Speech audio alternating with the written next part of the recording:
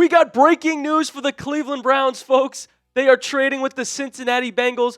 Joe Flacco is going over to a different part of Ohio and Cleveland. We'll give you the details pretty soon. But wow, what a blockbuster. We got to get into what this means, why this happened, how it affects the Browns' depth chart going forward, especially that quarterback depth chart with the young rookies. This is why you subscribe, ladies and gentlemen, because when the Browns make a move, a big one like this, especially, we have you covered. Hit that subscribe button. You don't want to miss it when things happen. We give you all the news and analysis to be the smartest Browns fan in the room.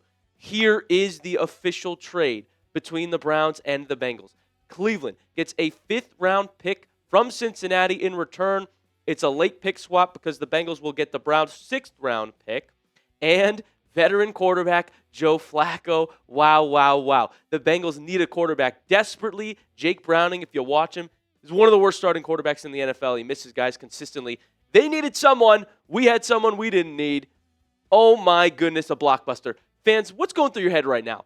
I mean, give me your one-word reaction to the Joe Flacco trade in the comments right now. Go down there, drop a word that you immediately thought when you saw that Joe Flacco was being traded to division rival Cincinnati Bengals. Can you believe it? Okay, let's talk about why this is great for the Cleveland Browns. What a good move, in my opinion. We clearly didn't need Joe Flacco anymore. To the bench he went. He got benched for a rookie quarterback, Dillon Gabriel, who a lot of people make fun of for not even being 6 foot. We got compensation for getting rid of Joe Flacco. That's a dub if you're the Cleveland Browns. Because I've got 3 reasons why this is super positive. That's my first one. Getting draft compensation for a guy you weren't going to use, stopped using, is phenomenal. Flacco was not going to stay here, ladies and gentlemen. He was here for 1 year, and we were not going to re-sign him. He was not the quarterback of the future. He's 40 years old. We've got 2 rookies that were sitting behind him while he was out there throwing turnovers. He'd clearly lost a step. He clearly wasn't the same player he was even 2 years ago in 2023. You should have watched him last year on the Colts. He was throwing interceptions like there's no tomorrow, and then he came in, did the exact same thing at the start of this season. 8 turnovers for Joe Flacco in 4 weeks, including 6 interceptions. We didn't need him. There's no reason he needed to be on our backup as well. And we were able to get a 5th-round pick. I love it, Cleveland. Great move. Great move.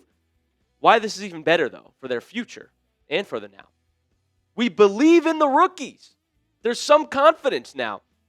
Shedeur Sanders will be elevated to quarterback 2, I'd imagine. Dillon Gabriel, you saw his first start, and they said, we don't need Flacco anymore. We're good to roll with DG8 for the next few weeks. There's belief in the rookie quarterbacks we drafted, which is exciting.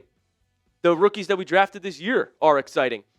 And so at the very least, we're evaluating both of them. We're not having a 40-year-old Joe Flacco in between the 2 on the depth chart. It's just the rooks now, folks. Get ready.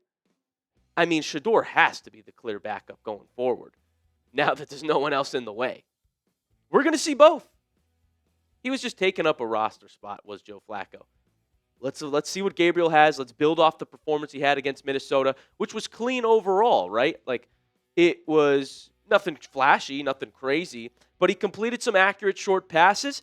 He did enough, I think, to give the Browns a chance. And, you know, a lot of people didn't actually watch the game. They look at the box score. They said, yeah, Gabriel was great. He was okay.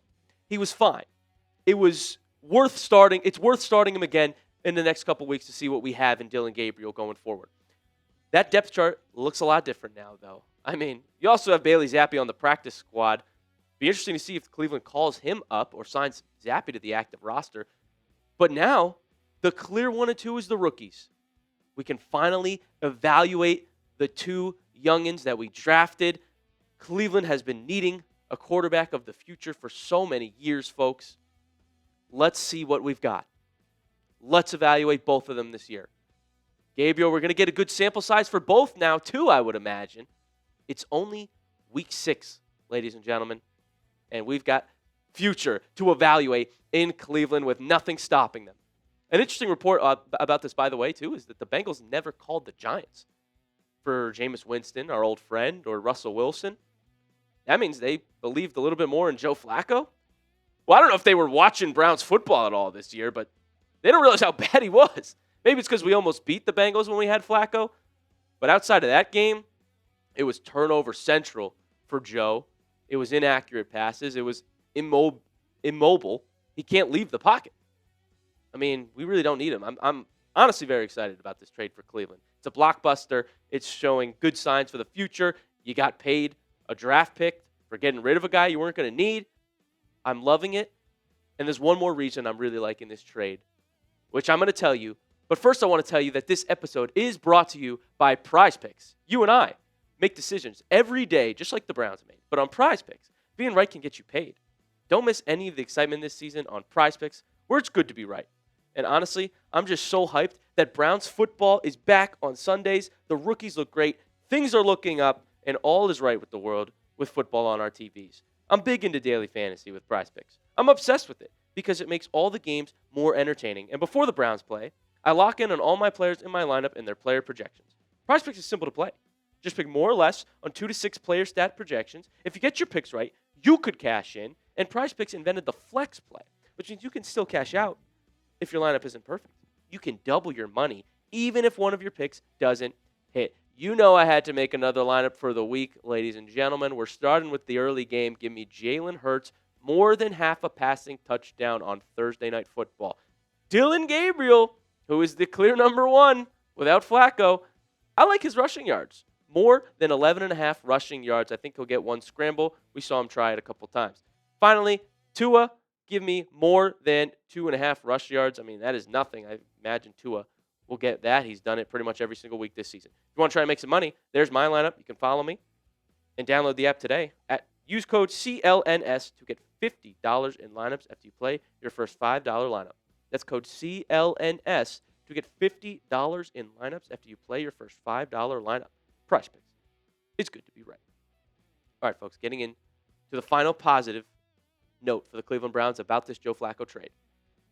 Shedeur Sanders will get a shot in Cleveland. Finally. He'd been wanting it. The fans have been wanting it. The Shedeur fans especially been screaming for it. Well, now there's nothing blocking him. He'll get his opportunity. He's been vocal about it, saying he thinks he can play better than many starting quarterbacks in the league. Flacco, I would say, is one of those quarterbacks he could have better performance than for the Cleveland Browns. Fans have been in a frenzy about Shedeur not being given practice opportunities, given opportunities on the depth chart. This opens the pathway for 12 to get out there and start for the Browns. And I think whether you're a fan of Shedeur or not, if you're a Browns fan and or a Shedeur fan, this is good news. You want to evaluate both young quarterbacks that we have in that room. I said Flacco wasn't going to stay the backup. I said if that were the case, I would crash out on the show, and I could only see this being the case for week 5 because Shedeur hadn't really gotten much practice. Now, it's the young bucks. It's the rookies. We got to see what we have. And you know what else I said on the Browns Report? Little over 2 weeks ago, folks? That's right. This is me, September 17th on the Browns Report. I said, let me just say, I would give the Bengals Joe Flacco on a 1-year rental. This is why you subscribe, folks. I've had a lot of takes that I've called in the past few weeks. I've been wrong about a few things, obviously, but the big ones I've gotten right. Make sure you're subscribed with your notifications on so you can brag about it to your friends that you know. But like I said, I said he wouldn't stay the backup. I said we don't need him. We can trade him to the Bengals while they need a quarterback. Here we are, Cleveland making that exact move, as reported by Ian Rappaport. It's imperative to evaluate our young talent before the NFL draft next year. Like, we need to know if we need a quarterback. And by the way, the college football quarterbacks, all the big names, have not looked good. They've been underwhelming. Arch Manning and some of the big names, Drew Aller, haven't liked what I've seen from them. So we need to know if we need to take a chance on one of those guys or if we can stay with one of the 2 rookies that we drafted this year. It just didn't make sense, guys, to keep playing old veterans. I said before the season we need to get rid of Pickett. They did that. I said we got to get rid of Flacco. Here we are. Because why draft 2 rookie quarterbacks and not play them? And don't forget, the ceiling on Shedeur Sanders is still very high. This is the difference between the 2 quarterbacks. Gabriel is going to play a safe, clean, game-managing game. With our defense being as good as it is, that might be enough, right? Well, it wasn't on Sunday. Again, no fault of Gabriel. I think we give him a couple more weeks, see if we can win some football games with him. Shedeur is the type of quarterback that wants the glory.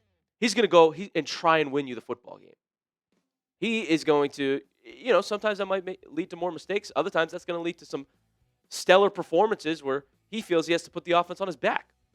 It's a higher ceiling for number 12. It's a safer ceiling for Dillon Gabriel. That's why I want to see them both, see what works for the Cleveland Browns while we have such a good defense. The future of the team is bright, though. The rookies have been amazing. Credit Andrew Berry for this draft class. And track record of how he did in the 2025 NFL Draft, you would think one of the rookie quarterbacks will be pretty good, right? I mean, you can't forget how Shedeur was supposed to be a top pick in the draft, but they liked Gabriel in the 3rd round. Let's see what they liked about him. Obviously, their preseason debuts were relatively similar. Gabriel had slightly more yards, but that Panthers game for Shedeur with the 2 pinpoint touchdown passes, I can't get over how good it looked on film. Gabriel has improved vastly since his preseason start, and his start against the Vikings was pretty decent. So I liked what I saw. Like I said, it was safe. You can manage the game with Gabriel. All our rookies have been great. I'm excited for the Cleveland Browns' future. And finally, a message to Joe Flacco. Flacco, thank you for 2023. I'm sorry if you're watching this, Flacco, because I'm sure he watches the Browns Report. If you think I'm being harsh on you this season, I want to watch winning football. The turnovers you were given just weren't cutting it for us. But I'll never forget your run in 2023. It was magical. He finished off the regular season for the Browns 4-1. We were a playoff team. And then he threw 2 pick sixes in the playoffs. Flacco, we won't bring that up right now, Joe. Go enjoy Cincinnati. We're going to see you later in the season, potentially. Well, Burrow will be back by then, I'd imagine. But we'll see you in person. Thank you for what you've done for the Browns. But in 2025, you're too old, you're too slow, you got to go. Be the professor. Grade the trade A, B, C, D, or F for the Cleveland Browns. The value you might think is a small trade. It's a pick swap. But I think what it means for the Browns' future, and it actually means they'll have a good plan to evaluate both rookies, and you got compensation for a guy you didn't need, you weren't going to have on the roster next year. Love it. Give me an A for the Cleveland Browns for making this trade. I mean, who else was going to pay you something for Joe Flacco? No other team in the league would have done this. We got lucky that the Bengals wanted to. Folks, thank you so much for tuning into the Browns Report. We had to get this one out quick and right away because it's breaking news. We got you covered. Make sure you subscribe, and we are going live. We're not done. So keep your notifications on so you can see when our live stream starts. We got a lot more to talk about for this Joe Flacco. We're hopping on right now, right after this video. So go right over there next, folks. Thank you for tuning in, and we'll see you next time.